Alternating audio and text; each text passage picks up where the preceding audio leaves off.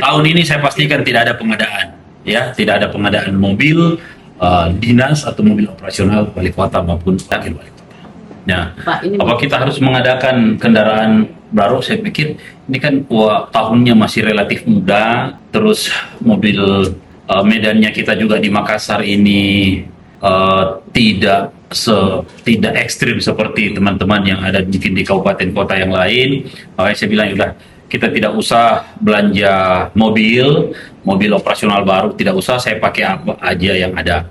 Jadi akhirnya saya putuskan untuk saya naik mobil Ioniq yang ada, yang mobil listrik itu. Yang kedua juga kan tidak ada lagi beli BBM dan sebagainya. Makanya sampai hari ini saya masih mempergunakan mobil Ioniq 5 yang bukan baru, mobil yang dari pemerintahan sebelumnya yang saya pakai setiap hari itu. Tahun ini saya pastikan tidak ada pengadaan, ya, tidak ada pengadaan mobil dinas atau mobil operasional wali kota maupun wakil wali kota.